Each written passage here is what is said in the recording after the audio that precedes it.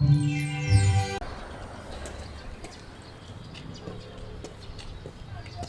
呦，这大斜坡！哎呀，歇会儿。哎，上个坡了，晕头转向的，累啊！好，大家好，我是阿星。阿星今天来到一个以美食著称的城市。那这座城市呢，我觉得啊，你不为啥，只为了吃，来个10次8次都不为过。那最好在这买个房，然后天天在这吃。这个城市呢，就是重庆。哎呀，重庆美食啊，实在是太多了。那今天我寻找美食啊，来到一个地方，是远离市区，远离市中心。那开车呢，都得40分钟。顺便说一句啊，这儿3D 魔幻城市啊，这开车太费劲了，你开着导航呢，都容易走错。那来到这儿呢，这个地方叫做双碑，它位于沙坪坝。这个坝这个字呢，很有重庆特色。你看重庆有很多地名，就是这个土字旁这个坝，还有呢就是3点水旁这个沱，一个坝一个沱，就证明这儿水非常多，那水路发达。因为这儿呢有长江，还有嘉陵江。这什么东西？我还以为是花椒呢，不是花椒。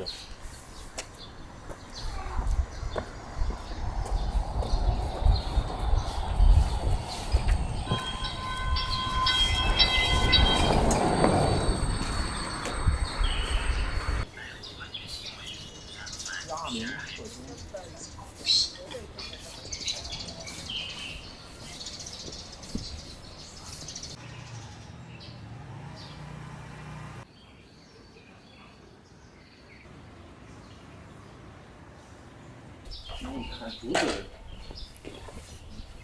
这么长的竹子，娘娘，这一个竹子能长多久？长那么长？长不到多久。长不了多久。重庆这个竹子多，好长啊，一根竹子。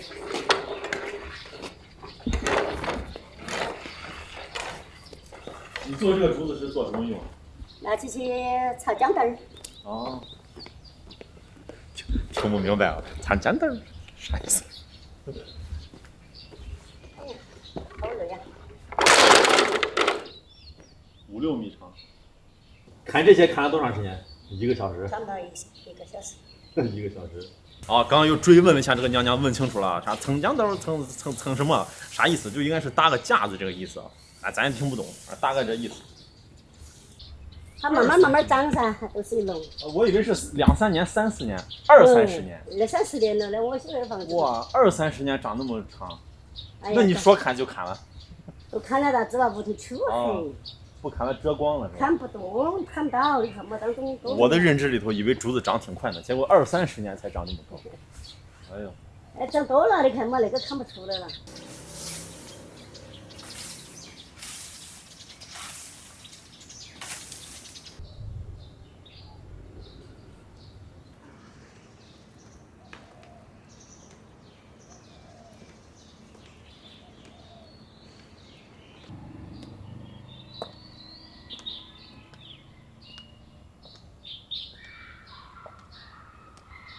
这儿呢，一看就是老房子，就老社区啊。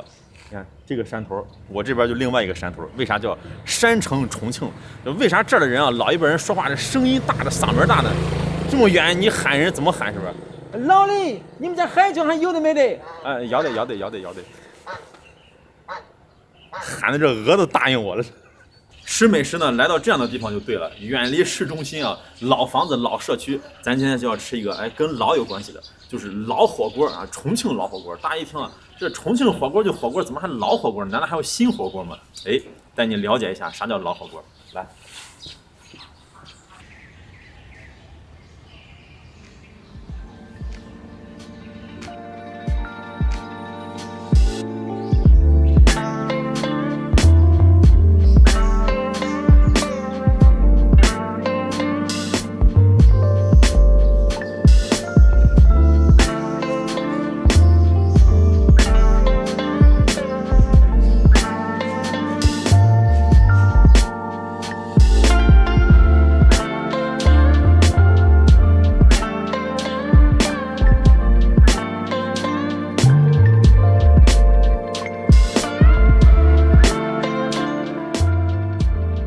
今儿咱吃这家店呢，叫俊杰火锅，在双碑这儿是很有名的。还有位子吧？有一个上午有位子。2个人。哇，这大中午的这么多人，还是这工作日。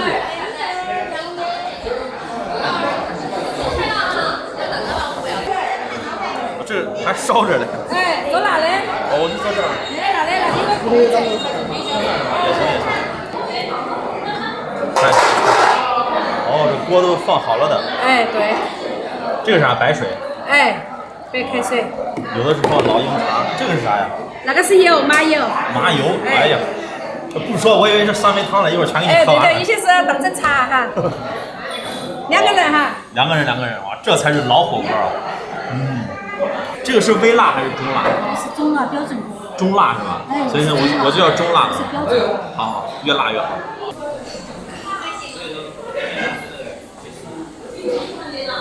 太热了，你现在还没吃，赶紧点菜啊！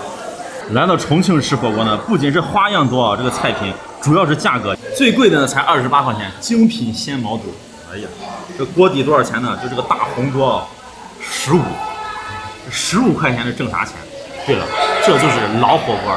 啥叫老火锅呢？其实就跟这个老汤一样，这老卤的啊，只能给你说到这儿的啊。那感兴趣的可以搜一下啥叫老火锅。来到重庆啊，我建议啊，大家还是品尝这个老味道，就吃老火锅。如何判断啊这个火锅是老火锅还是新火锅呢？很简单，2个，一个呢就是闻味儿啊，这个味儿啊就特别的醇厚，而且呢不沾衣服，这个味儿它不沾衣服，这个呢就是老火锅。还有一个是最明显的，就是价位，15块钱的锅底，这肯定就是老火锅了，是不是？最起码得有50往上啊，或者是70、80啊，把这个成本能收回来啊，这才是新火锅，是吧？比如说这一锅油啊，15块钱，你觉得能收回成本不？天府可乐1瓶呢就要6块，那这15，好家伙，光这牛油都多少钱了？所以说呢，这个老的味道它是越卤越香。这里头有花椒，有辣椒，然后这个呢白白的是醪糟啊，增加这种甜味儿。刚才呢这块还有一个白白的牛油，为啥要加这个白牛油呢？一呢是增加这个奶香味儿，还有呢就是让这个汤啊口感更纯，就更顺滑。还有一个关键就是你吃着吃着油就少了，是不是？咱得添点油进去，就跟这肉夹馍的老汤似的，那动不动呢还得添点料，再添点汤。一家老的社区火锅啊，这个油碟就只有蒜还有香油，然后纸呢一般就在这底下，啊，拿上来可以用，放这也能用。最关键的是，等这个锅煮开以后，一定要调到中小火，千万不能大火，这大火煮出来没味儿。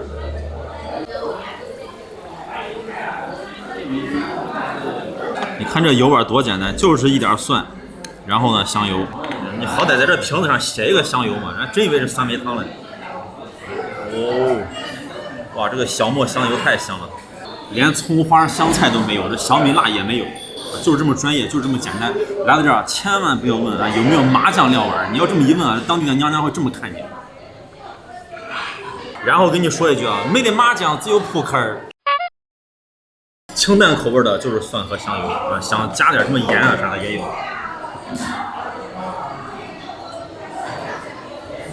这2天我吃了好几家店啊，都是这个，看一模一样这个小罐头。来到重庆呢，就要下手狠一点啊，就自己搁味精。这个就是盐，应该还有点胡椒在手，椒盐吧应该是。这会儿太饿了，看见锅子那喝一口，人多了上菜也慢。好香啊！哇，好辣呀！哪里片菜做的人片？都是小碗菜。啊，你是该倒都倒了。哎呀，你前期我们这个鸭肠也没了，鸭肠鸭肠中午没得，4点半来就吃了。哎，要晚上得有鸭肠。我自己下就行了。自己下哈。谢谢啊。好，好的哈。我自己下，好嘞。太丰盛了！你看这娘娘服务多好，是不是？这拿着梅的午餐肉就准备给你倒。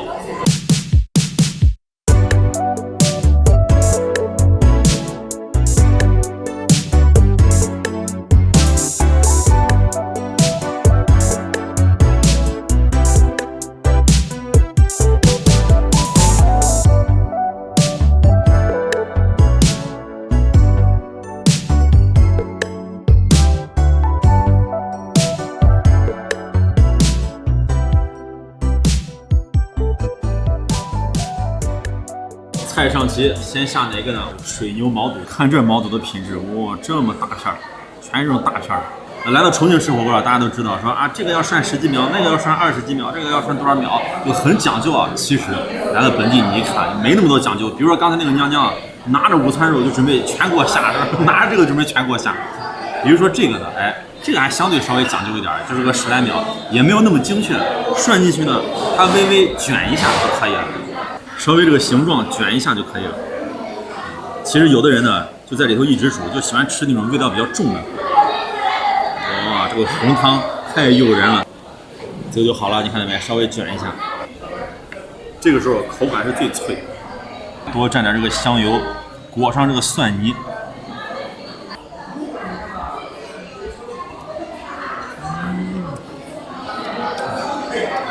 味道太霸道了，这一口啊就来到了重庆了，哇，棒！这个火锅呢，一吃就是老火锅的味道。它虽然有辣味儿，但是呢，更多的是这种醇香味儿。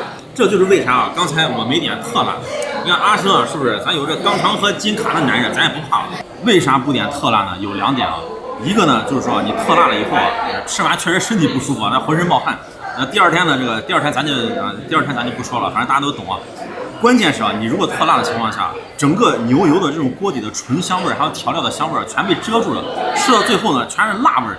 你要说你点特辣，你还不如搁家拿干花椒嚼一嚼是吧？再来一口2荆条，吃到最后呢，反正都是辣味儿。所以呢，我建议大家来到这儿，不能吃辣的就是微微辣或者微辣，能吃辣的就是这个中辣就可以了。这个都挺辣的，来点腰片儿。啥叫大刀腰片儿？你看这么大，还有这个肥肠卤过的，全部都下，这个要吸味儿。还有这个3鲜肉呢，也是要先下进去，这都是越煮越好吃。再来这个豆干啊，这都是要直接先下进去，越卤越有味儿。在当地吃啊，基本上就是这样子啊，直接就上来一个大黑铁锅。讲究一点呢，就弄个什么4宫格啊，还有9宫格，这就是人多的情况下，这个放这个菜，这个放这个菜，就是分工比较明确。这个9宫格，但是我看大家基本上就是一个铁锅这么炖，这就是社区老火锅。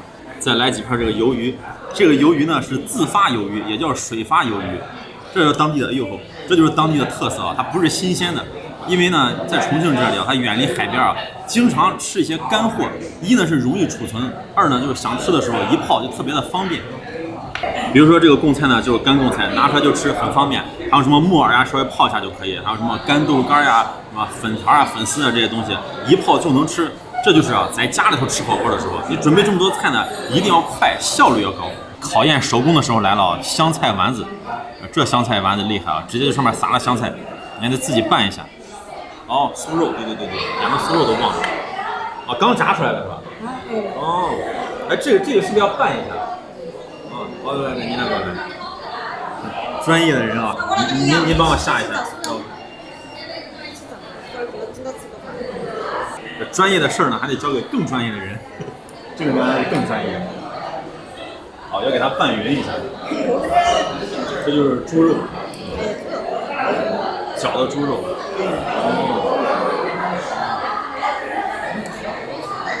一勺子一勺子的，哇，太讲究了，跟虾滑似的。这个大概要煮多长时间？那个猪肉就是熟的，是嘛？啊，煮个2分钟3分钟。哎，看着好香啊！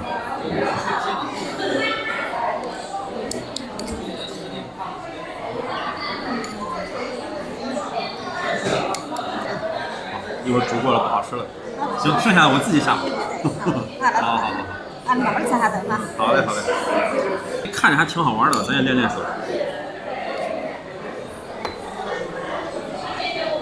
挺费劲。哇！尝尝这个现炸小酥肉，焦焦脆脆。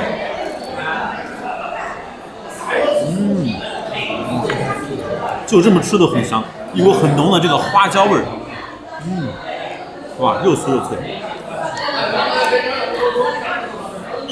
这酥肉炸的啥感觉啊？就我一口下去，就想起来小时候过年的感觉。就过年家里头炸酥肉，那小孩嘴馋是吧？先拿一块偷偷一吃，就这个味儿。大刀腰片煮好了，哇！一定要多裹点这个蒜和香油。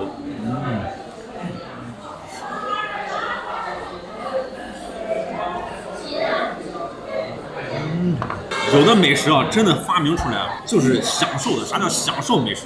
要了亲命了。哇，还挺辣。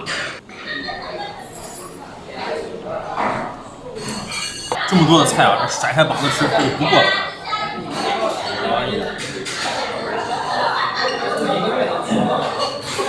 这肥肠，哇，这大肠头。其实涮火锅呢，除了吃毛肚，我最爱的食材就是这个肥肠。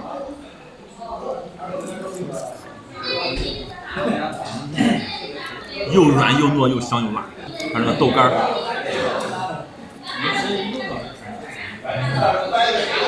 哇，我知道它这个锅底为啥好吃了，特别有味儿。它有的火锅呢，就是只有香味儿或者只有辣味儿，它这个是全都有的。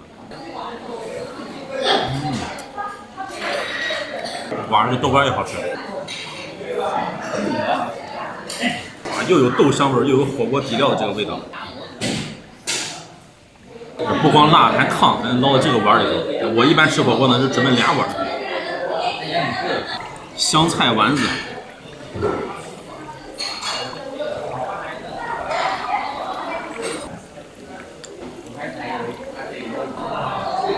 还得上漏勺啊。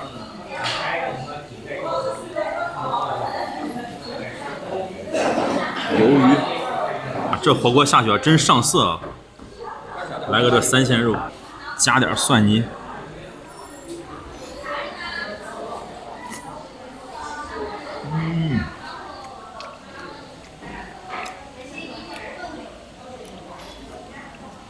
小滴点，哦，这是烧干了。火再小点是吧？火要小点，它只要一直保持开点的就行了。哦，对，慢慢咕嘟咕嘟。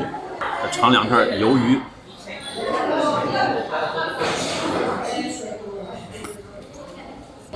哇，这一口下去满口油。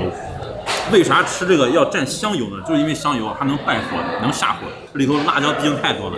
说到重庆的火锅呢，那必然让人联想到四川的火锅。你看巴蜀巴蜀，川渝川渝啊，同根同源，不仅说话一样，这饮食文化也是一样的。其实啊，这个火锅它是源自于重庆的。那四川呢是学了重庆的火锅。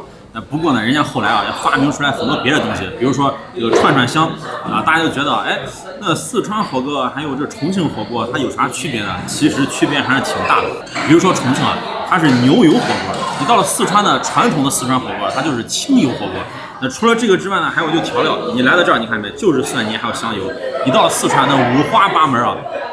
就跟海底捞一样，你看海底捞大家都吃过，调料特别的多，麻酱也有，你随便调，这样的就是这么简单。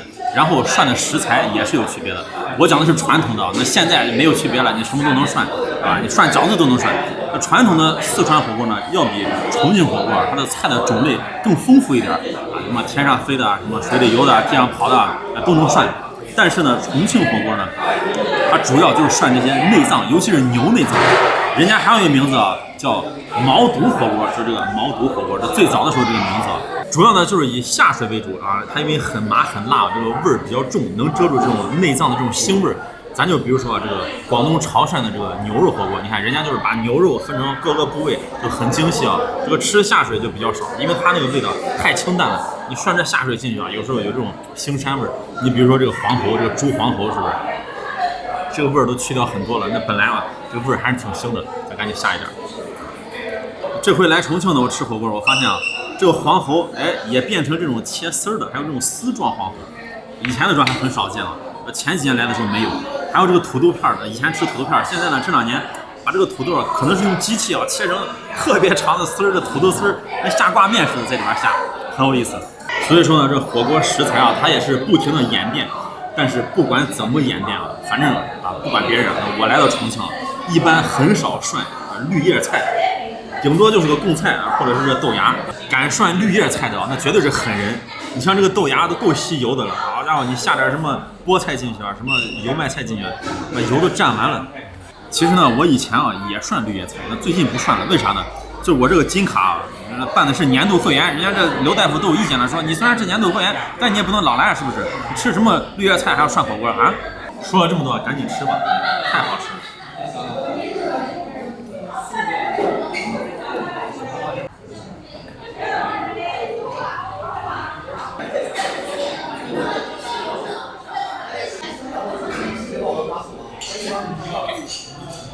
天天吃对身体也不快乐。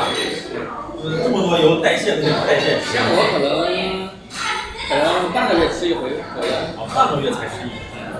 我年纪大了，不敢像年轻时候这么吃了。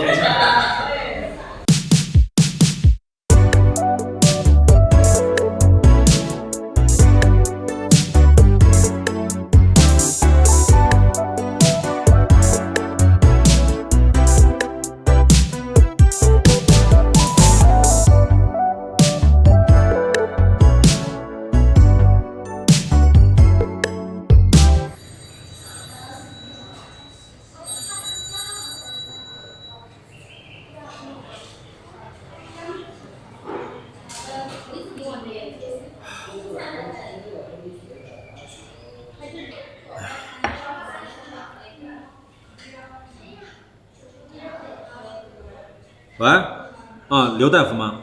啊，对对，那个明天有没有时间？咱们约一下。啊，好的，好的，好的，行行行，哎。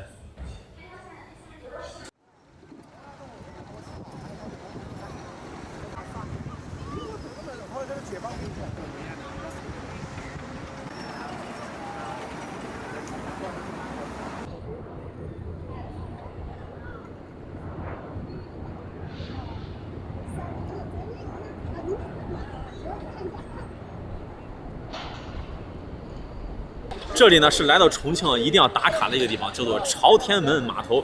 景色特别漂亮，有江有山有桥。这个城市啊就很魔幻，这就是山水还有城三位一体的一个城市。这个朝天门呢，它很有历史啊，是古代这个秦国张仪把八国灭了以后在这修的。当时呢是修了17个城门，其中最大的就是这个朝天门。那现在也是一个码头啊，叫朝天门码头。每次来啊，你看我这么多年啊，来了很多次重庆。每次来的时候都在这修，也不知道修啥。你看叮叮咣咣、叮叮咣咣的，这么多年还没修好嘞。为啥这个名字叫朝天门呢？就是因为啊，这里是古代接圣旨的地方。历朝历代那很多官员啊，写圣旨，坐船从这登船，然后宣读这个圣旨，然后天子嘛，所以叫朝天门。以前呢是接圣旨的地方，那现在啊，不仅是游客来这旅游，还能购物。这来福士广场啊，购物中心。你看以前这接圣旨啊，多好地方，这整得这么繁华，人这么多，你看。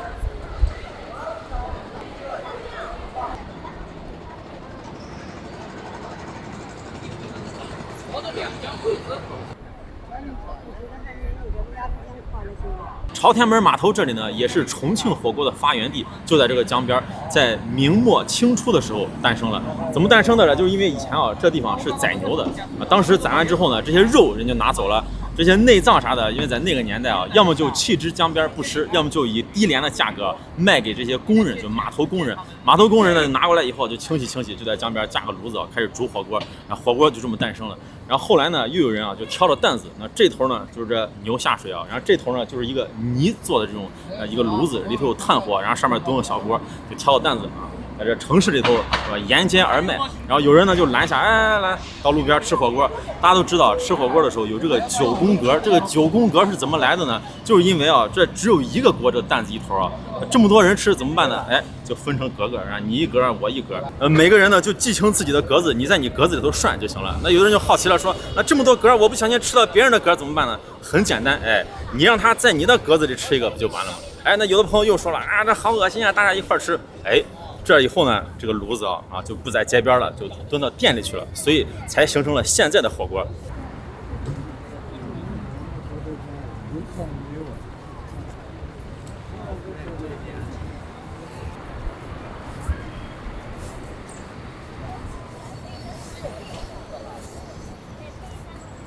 我觉得重庆这个城市啊，你来旅游啊，千万不要说，哎，我就要固定去什么景点，你就在这个城市都转悠，这么瞎溜达，太漂亮了。最好呢，别开车啊，骑个什么电动车啊，或者骑个摩托，哎呀，太棒了，上上下下都是景。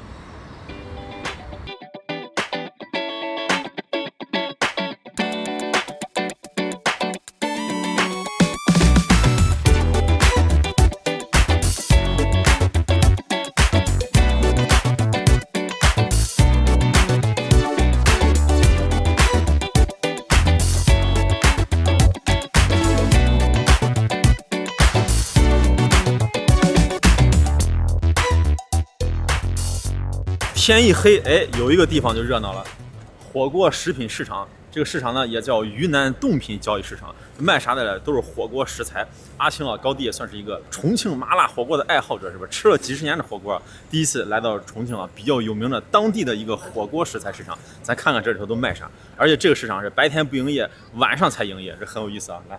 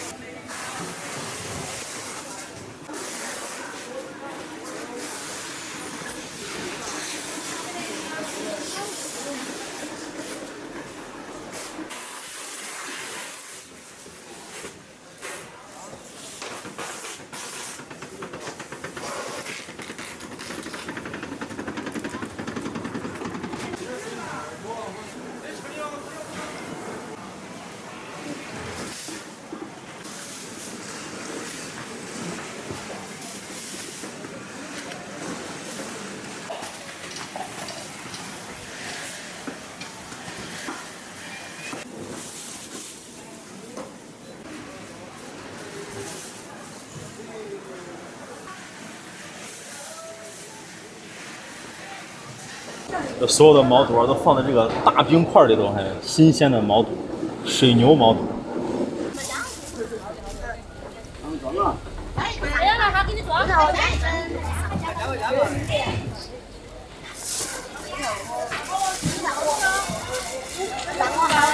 哦，我看一袋一袋的，这个就是鲜鸭血，一盒一盒的。这个市场真是涮火锅的所有食材都能买得到。你看多少？牛鞭、牛蹄筋、鸭胗、红嘴、毛肚，还有泡发的鱿鱼、牛蹄筋，哇，太多了！而且这只是冰山一角，这里头错综复杂，很多条这种小道道。还有鱼丸啥的，哦，鹌鹑蛋。看到这些卖食材的，让我感觉啊，这开个火锅店啊真容易，就差底料。我觉得来到重庆才能见到这么多的辣椒，哇，各种各样。这还有花椒，花椒也是各种品种。煮火锅所有的辣椒都全了。所有辣椒、花椒、牛油、盐、盐料。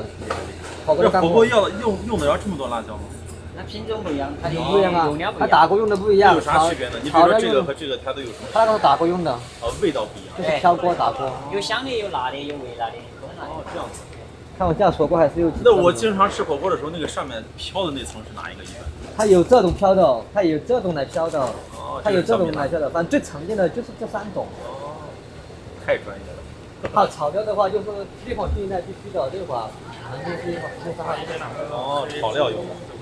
啊，我就知道这个，一看应该就是小米辣。这个是花椒、辣椒、蒜、姜。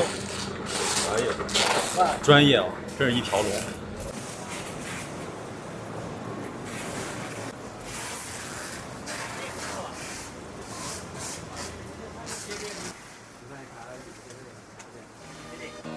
微信收款393元。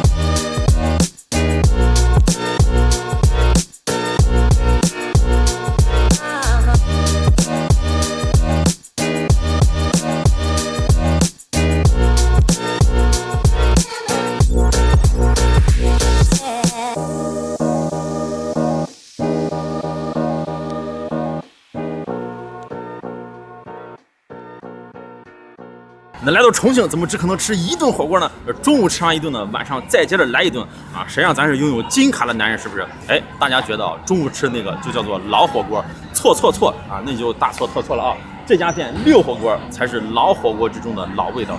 这个店呢，保持90年代以前的味道。那90年代以前是个啥味道呢？就是没有现在牛油这么重，这么油腻啊。如果咱中午吃那个店啊，是牛油和水的比例是7:3，它这个刚好反过来，就水比较多，所以呢也叫水火锅。咱尝一尝，你看空气非常好啊，重庆人小时候的味道。来，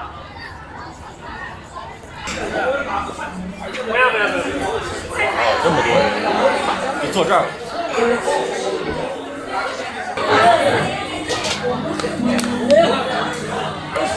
哎呀，这重庆人吃火锅太厉害了，每家店生意都这么好。我看一下2位，还走了那么多了，还走了这么多了。哦，这第2周了，翻了2次了。红锅35，它这个比较贵啊，来个红锅。辣的不辣不溜。来个中辣，来个中辣。这娘娘都提醒啊，中辣很辣哦。小伙子，你不要你的菊花了吗？是吧？我有金卡，我不怕。哎，哦，蒜是吧？这个香油是自己。啊，咱俩香油。好嘞，好嘞。哦，还有干油碟，这叫个干油碟。它这个火锅汤呢是有讲究的，看，全是牛骨汤。哦，好多辣椒啊！这个是牛骨汤是吧？鸡骨头汤，鸡骨头汤。几颗多了，3只颗。哦，这个汤要多一点，油要少一点，但是辣椒可真够多的呀。它这个也是有几块新鲜的牛油，还有就是这个红红的老油。但是这个汤呢，你看非常多的汤，鸡汤，我以为是牛骨汤呢。看起这个辣椒太安逸了，味道绝对霸道。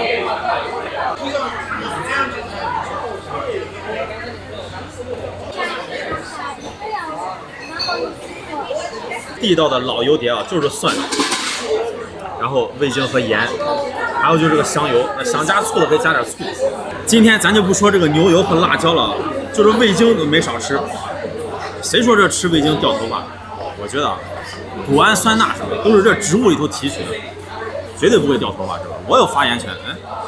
哎，这辣椒挺多的。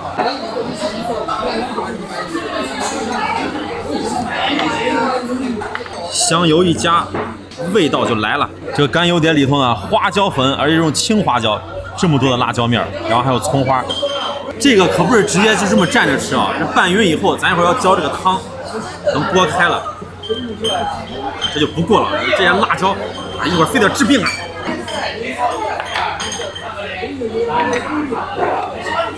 好，谢谢啊。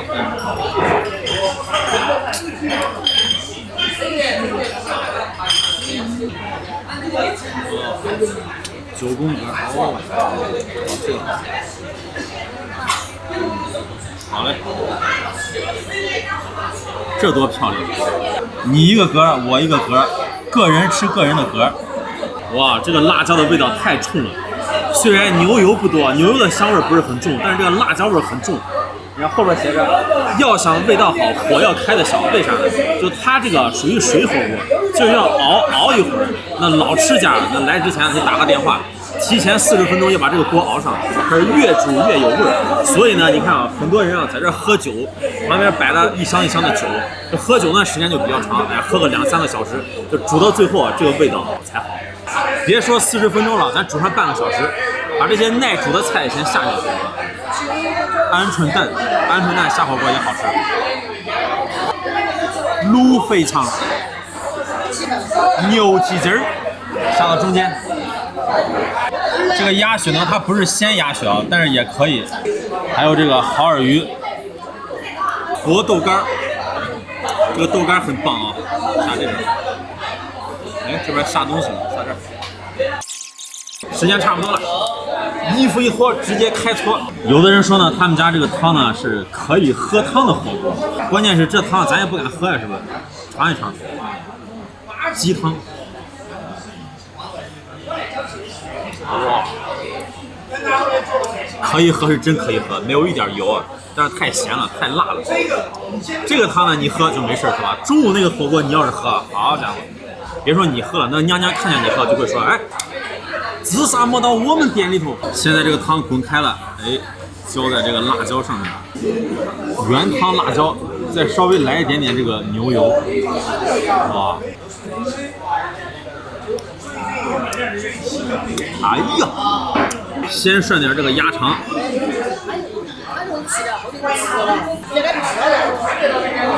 你看这个涮起来呢就沾不到油，尝尝这个干辣椒。哇，虽然那个沾不上油啊，这个辣椒可真多。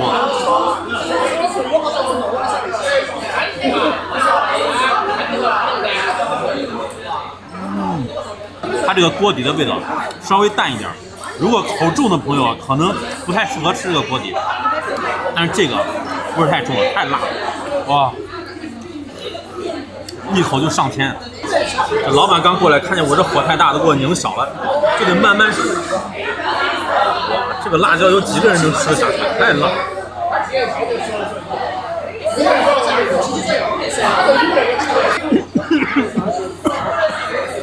啊，这哪是辣椒啊，这是火药啊，这是！哇，过瘾过瘾，太过瘾了！近距离看一下这个感觉，哇，这辣椒就是致死量啊！来点肥肠。它这个肥肠切的太小了，切大一点。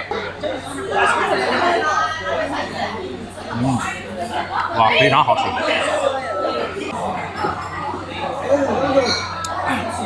这个豆干还是蘸点这个香油的。那咱中午吃那个呢，就是厚豆干，这个呢就是薄豆干，这个更有味道。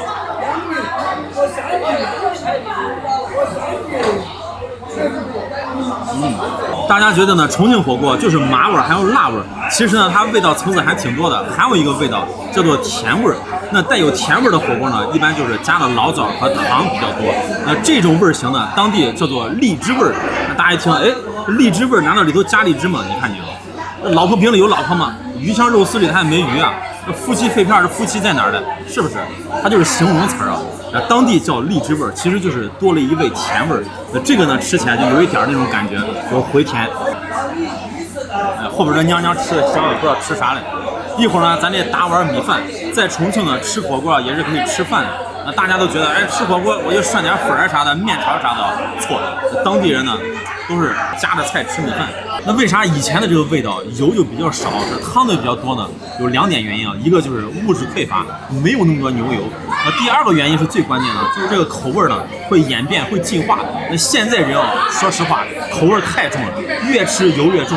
所以呢，你看咱中午吃那个，闻起来那几乎呢全是油，但是呢也几乎是油啊，里头也有水的。如果不加水的话，好家伙，那成油炸了，是不是？蚝饵鱼也好了，尝一尝。麻辣蚝饵鱼。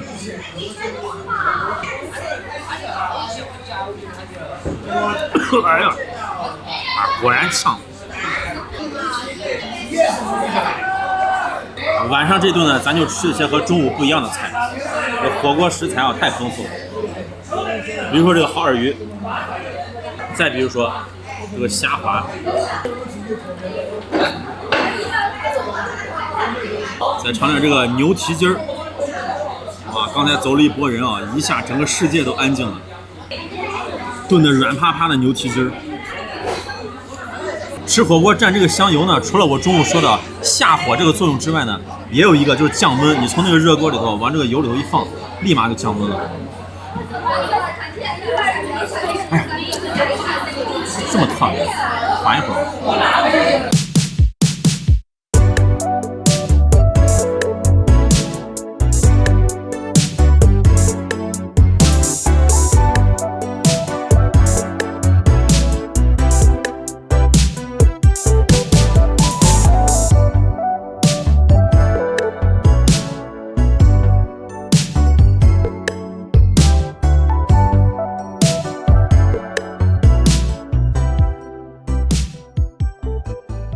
吃完饭在江边走2步消消食，非常的惬意。尤其呢，两岸的景色很好看。这一天之内啊，吃了2顿火锅，我想在重庆来说的话啊，也算是一个狼人了吧。这火锅味道不错，但是千万别学我，一天吃2顿。你比如说，我接下来1个礼拜的安排啊，这1公里之内是吧，必须得有厕所，不行得500米，要不然这没有安全感，是不是？所以说吃火锅这件事情啊，就是痛并快乐着。